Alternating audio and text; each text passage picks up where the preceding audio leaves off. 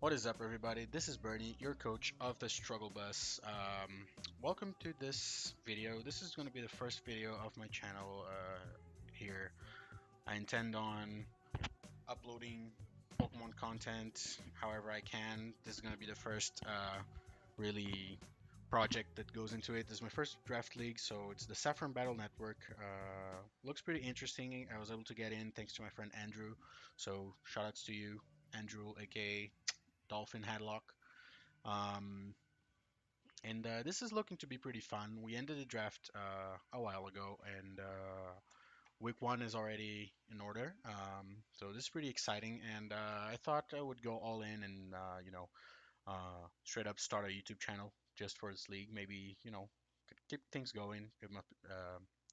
I thought it would be fun, and I really love Pokemon. It's my favorite game of all, and it's been a while now that I wanted to join a draft league. I love playing competitive. I'm not a tournament player or anything, but I do enjoy, you know, some good games, and I thought draft would be a good place for that. I'm not too sure about the other people in the draft, if this is a league more on the casual side or if it's super competitive, but I hope it'll be a lot of fun. Obviously, I'm going to be linking everyone else that's in the league in the description below, so make sure to check that out. And a few things before we start.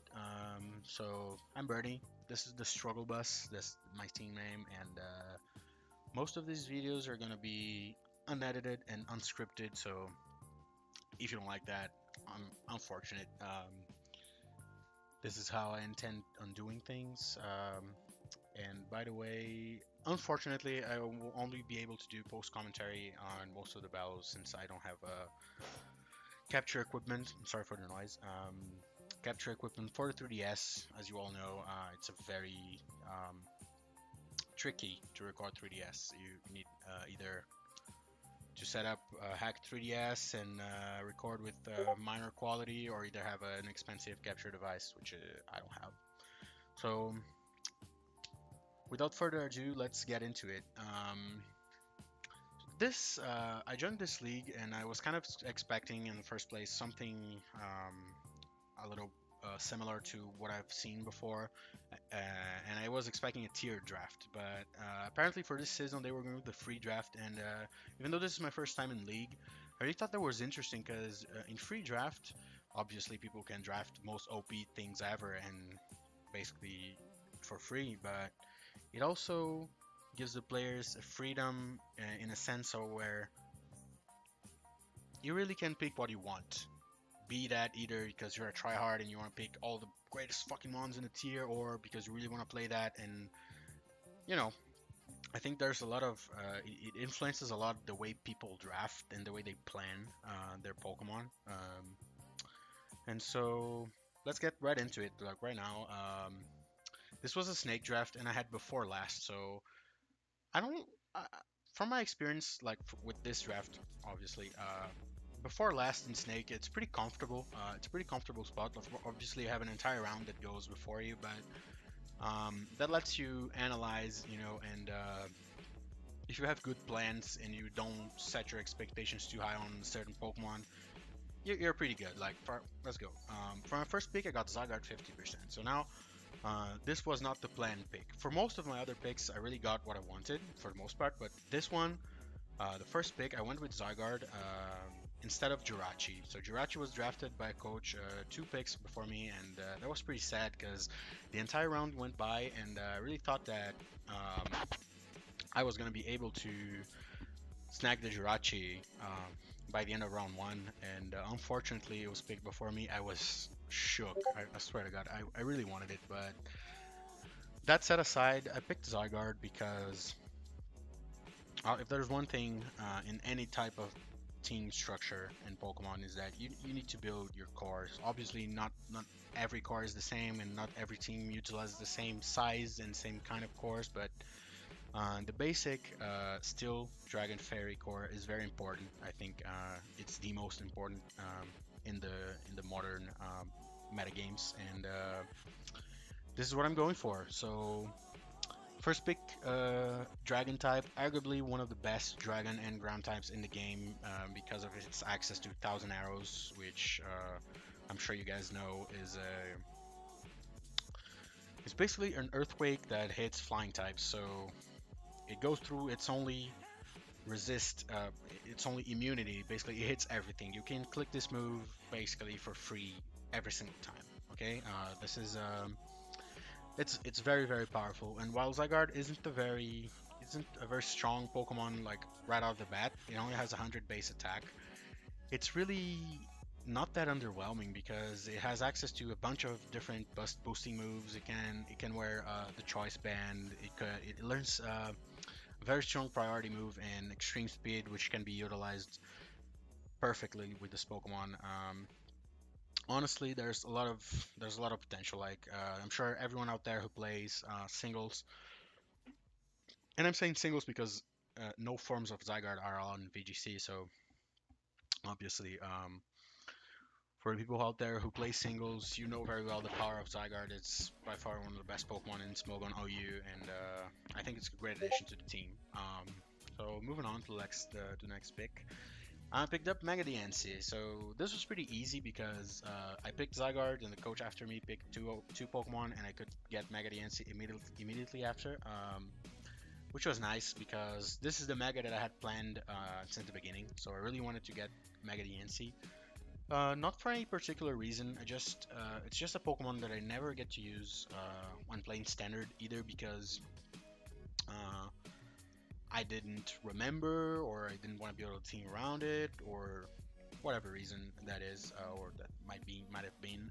It's not a Pokemon that I've used much and I had never took the time to really look at it and 160 on both offenses.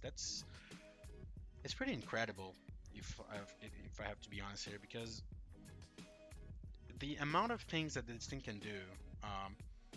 Like looking at this move, like you have Diamond Storm, which is arguably the best rock move in the game because it's probably the most accurate rock move in the game, above 80 power or so, and it has a 50% chance to raise users' defense by 2. So this is pretty huge, considering that Diancie doesn't have the best defensive typing, although it's still good.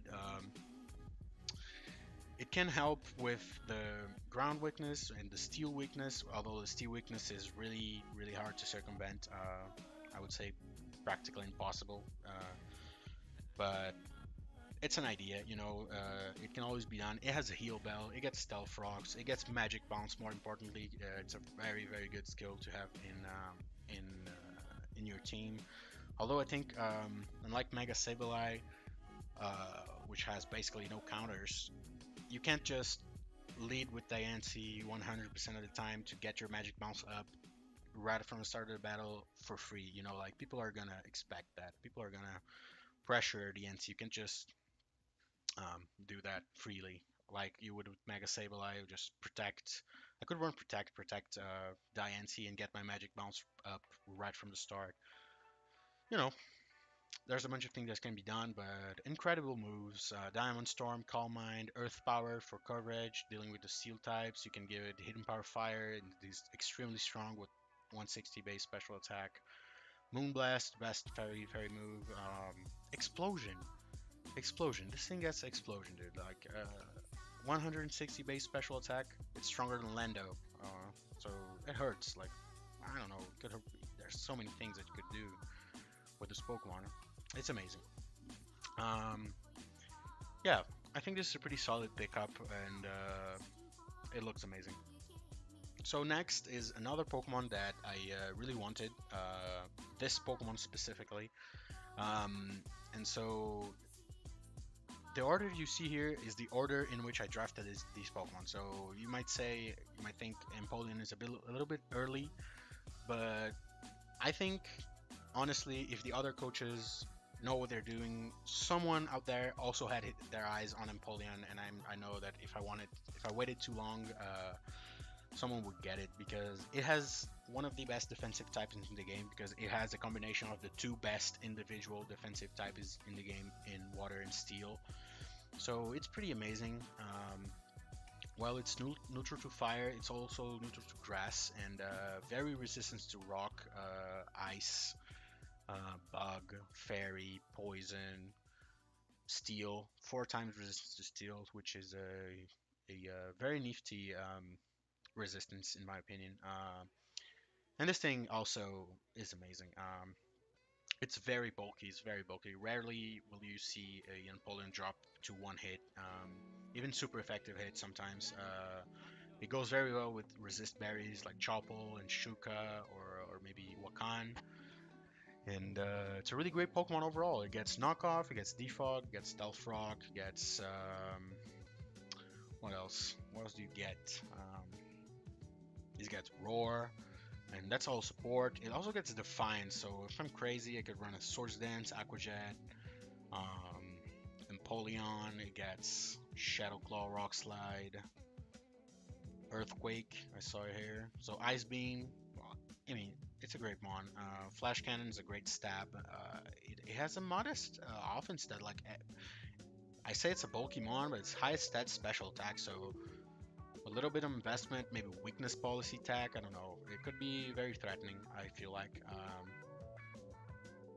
Obviously toxic, like every Pokemon, but it's a useful for its toolkit. I would say very useful. So yeah, some pretty interesting moves.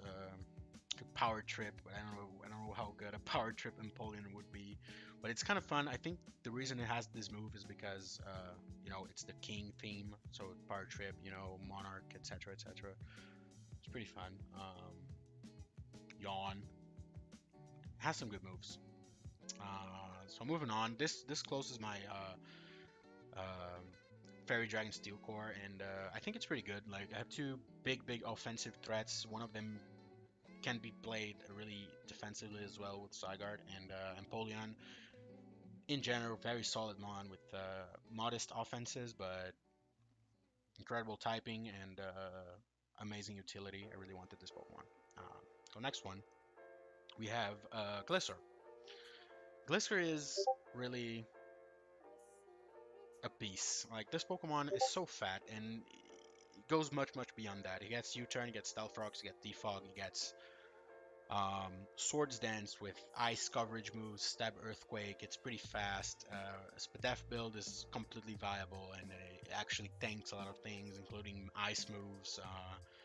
I don't know, man. This thing gets Tailwind, it gets Sub, Protect. It's amazing. Like honestly, I'm really looking forward to getting this Pokemon, and we're gonna be moving forward here a little faster because this video is getting longer than I expected. Because I never shut up. So let's get on. So Azumarill, you can see here. I don't think this Pokemon needs an explanation with the brand new trapping set from the Gen 2 adaptations for 3DS. It's pretty amazing.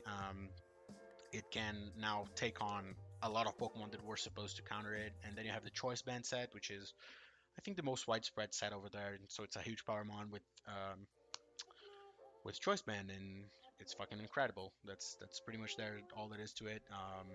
This is also very strong with Belly Drum, although I think it's a little hard to pull off in draft, especially maybe. I think it's gonna be hard to find opportunities because the opponent knows that what they're doing. They'll know which Pokemon Azu can set up on and how to play around that, etc., etc. So I'm still looking forward for that. So the second water type that I draft, I think it's a little unavoidable because water types are fucking great. That's pretty much all there is to it. The next pick, I got Tangrowth, and this is not actually a Pokemon that I wanted to draft, but someone else had already gotten Tapu Bulu, and I really didn't want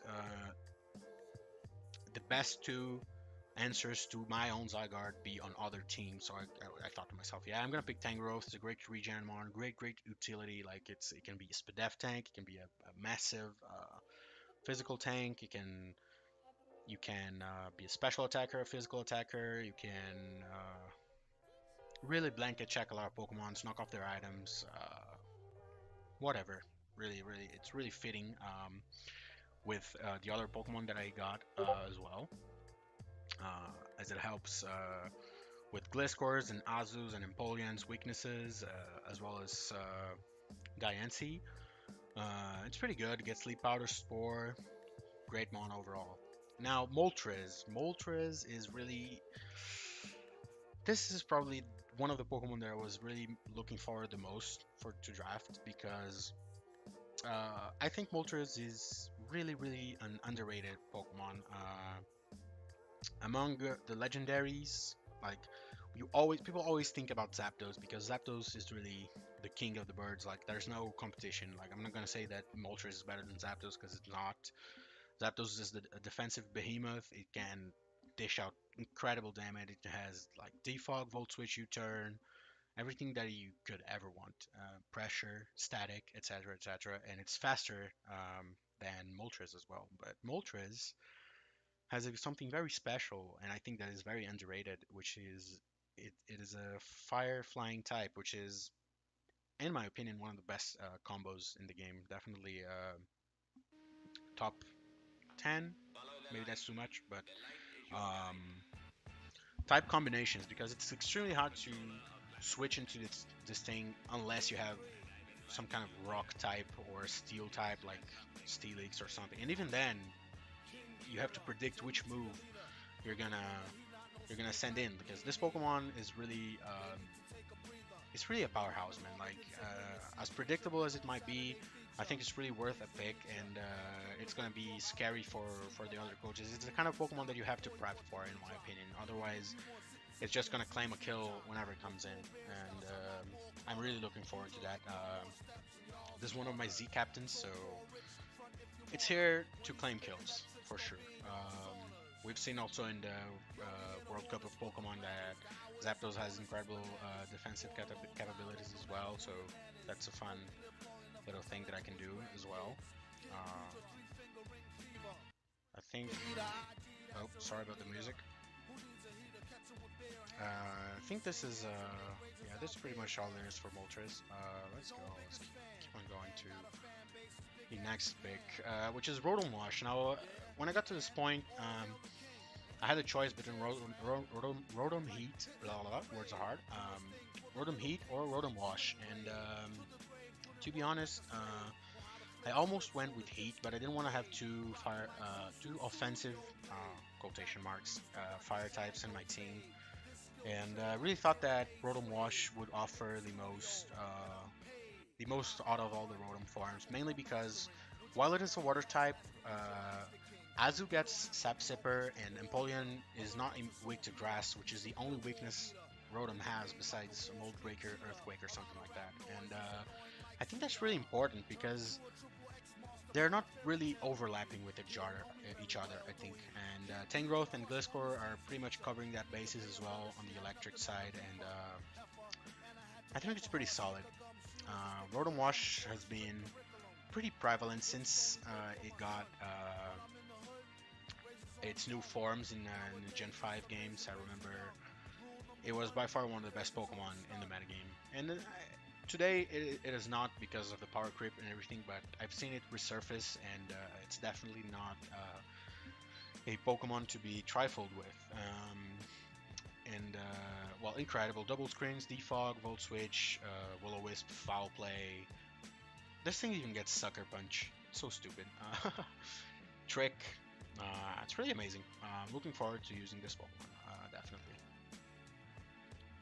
Now Rheoniclus. Now this thing is it's a little enigmatic almost because it's not a Pokemon that I think people really understand the strength of. Like it's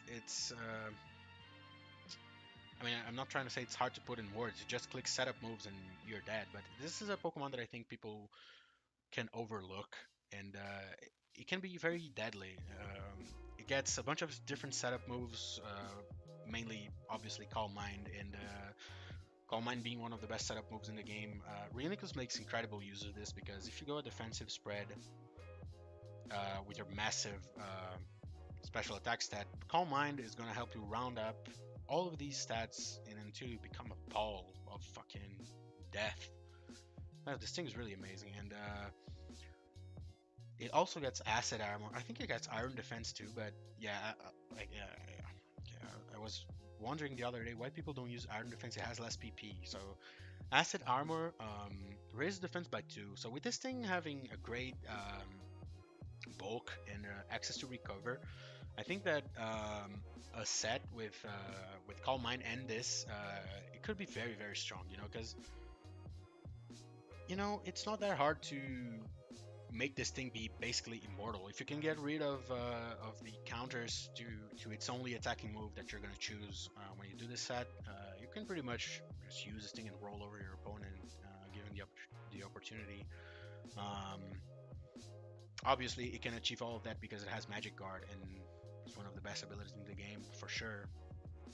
Um, but it also has Regenerator, so it's a nice pair with Tank Growth. I think I could use a Regenerator build with AV or Specs or something like that. You can use Trick Room, you can do a bunch of things. It's amazing. I think it rounds up pretty well, and I didn't have a Psychic type, and Rionicles was free this late. It was kind of shocking, actually.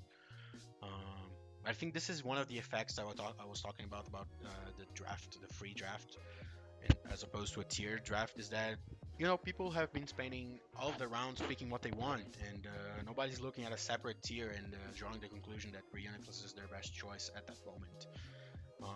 It's just how it goes. So next pick is a Pokemon that I really, really, really, really wanted to draft, and that's Pangoro. And Pangoro over here is again a very underrated Pokemon in my opinion. Well, it's very slow and quad weak to Fairy, which is definitely not a plus. I think it's pretty solid in its own way because it's a fighting type that packs one of the strongest dark stabs in the game with its moves. So being able to deal with psychic types and being a dark type, being able to deal with being a fighting type, being able to deal with psychics and ghosts, it's a very big plus. Very hard to switch in. Actually, Marshadow, one of the new legendaries, was banned from OU because it had an incredible type combination with basically unresisted stabs, and this is what this thing does, but it's slow as hell, so no ban. I'm looking forward to using this Pokemon a lot. It's very strong. It was one of the initial ideas that I had, and I think it has a lot of underlying potential that people might sleep on. Before the last pick, I got Magneton. Jesus Christ, this video is gonna be huge, and it's gonna be unedited as well. um, Magneton. The reason I went with Magneton, Magneton was free up until this point, which was kind of unexpected. But I went with Magneton because since the league is played at level 50, I think Magneton with its speed tier has a better matchup against a lot of things than Magneton would. Um, Namely Greninja and any other mons between 120 to 130 speed will be outsped with Scarf Magneton, but they wouldn't be outsped with Scarf Magnezone. So I think that's pretty valid point over there, and I really like Magneton overall more than I would like Zone. I always like the Pokemon more, and I mean, three pretty useful abilities like Sturdy, um, amazing, like one of the best abilities in the game. It really help you um, turn things around in a tough spot, like versus a Howlucha or something.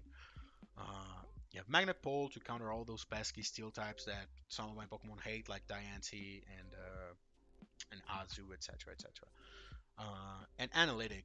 Analytics. It's a very cool skill, like because I could bring Magneton even if my opponent doesn't have any steel types, and with Scarf forcing switches or with Specs, it could deal a lot of damage. So that's going to be interesting. And for my last pick, I decided that I needed a poison type Pokemon that was also grounded in order to absorb toxic spikes, and I really wanted Venomoth because I always liked this mon. Like even back in Generation 6 when I really started getting into competitive Pokemon, etc., etc.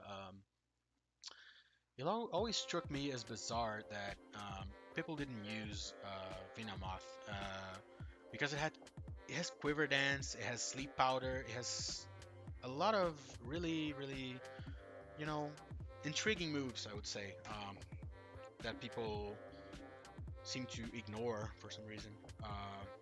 But yeah, Venomoth is pretty amazing in my opinion, and incredibly underrated.